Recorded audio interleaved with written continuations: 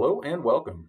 This is video number one in a four-part series that I call Pre-World War II Aggressors. So in this video and in this series, we're going to take a look at some of the aggressive moves that were made by the countries of Japan, Italy, and Germany that ultimately led to World War II happening.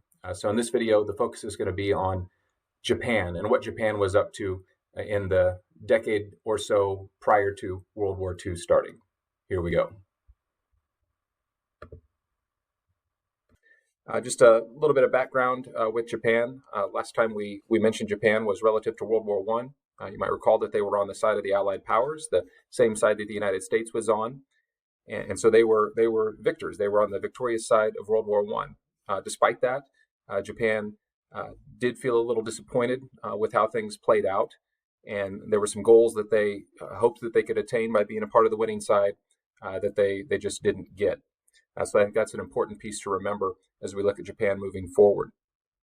Now, one of the things about Japan, structure-wise, they were becoming a more democratic country, like a lot of countries were. They had a constitution, so they had kind of a framework for how their government would work.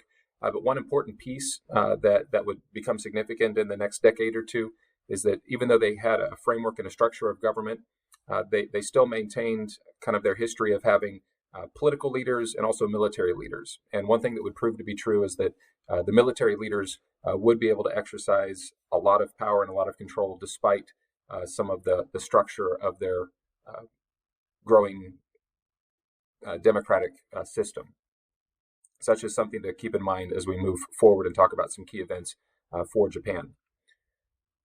So as far as kind of backing things up from when World War II happens, to look at Japan in the 1920s, I think it's important to note that overall, what you might have expected out of Japan based on things that happened in the 1920s is that they were going to be, a world power, a legitimate country on the world stage, and one that you would expect to be a pretty good partner with other countries around the world.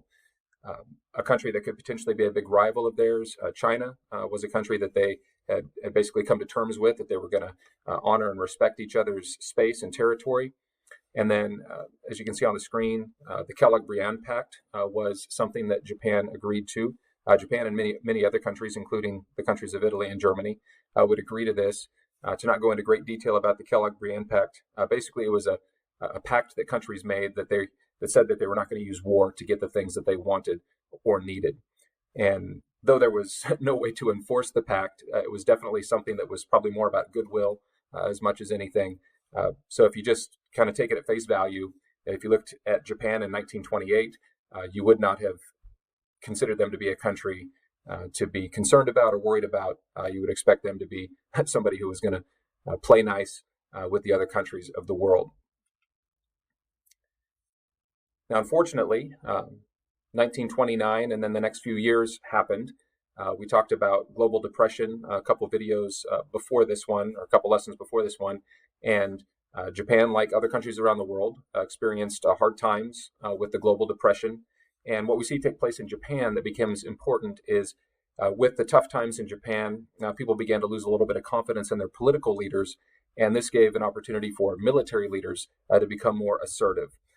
One of the things that Japan would end up seeking then was access to natural resources outside of their country. One of the realities of Japan is that it's a relatively small island country, so they do have objective limitations on what they can produce themselves. Now, just because you might need to look outside of your country for resources doesn't mean you automatically have to go to war with people and take over their territory. There are a variety of different ways that you can go about getting resources abroad.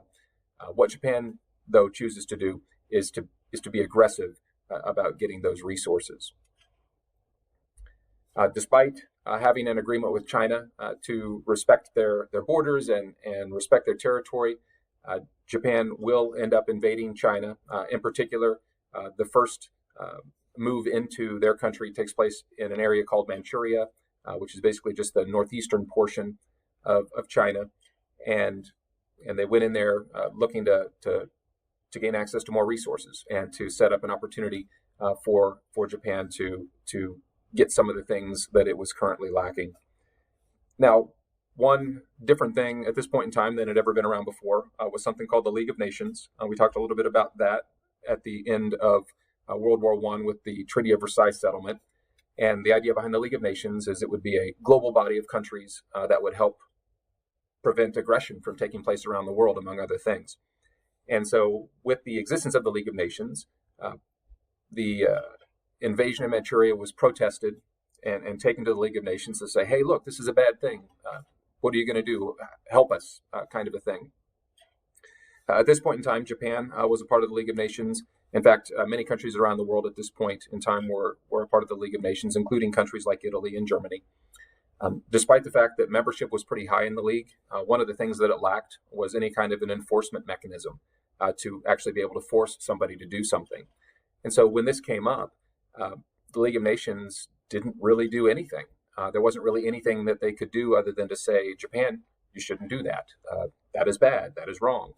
And Japan, recognizing that there wasn't anything that the League could or would do to actually try to stop them, just chose to ignore the things that the League said about what they had done. And in fact, Japan, a couple years later, would actually leave the League of Nations, not even pretending to participate in it or pretend to be a member. And so one of the things we learned from this early invasion into Manchuria by Japan was that the League of Nations as a global body was unlikely to be able to do anything against actual aggression.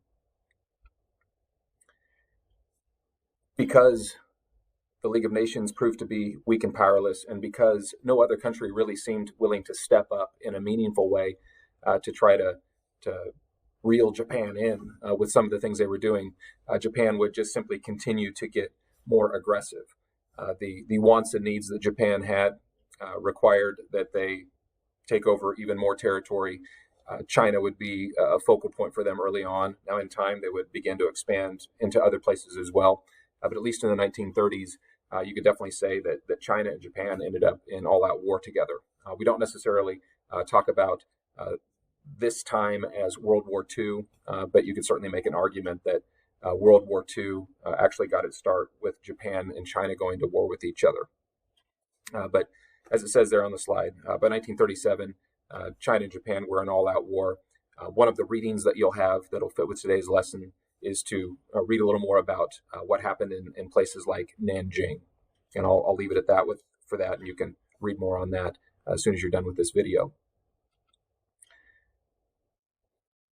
So as far as Japan's early aggression, nobody was really willing to step up. And I think it's important to point out at this point, a big part of the reason why nobody was willing to try to get involved is not that they didn't care what Japan was doing, but it hadn't been too many years since World War I had happened, and a whole lot of countries were still really feeling the sting of the devastation of that war, and were very reluctant to get involved in something they thought might lead to more war. So it's understandable that people didn't want to get involved, but it would prove to be very costly. Well, I hope that adds a little insight into what Japan was up to in the years leading into World War II. Hopefully you'll join me for the next video when we take a look at Italy and what Italy was doing in the time between World War I and World War II. Thanks for watching.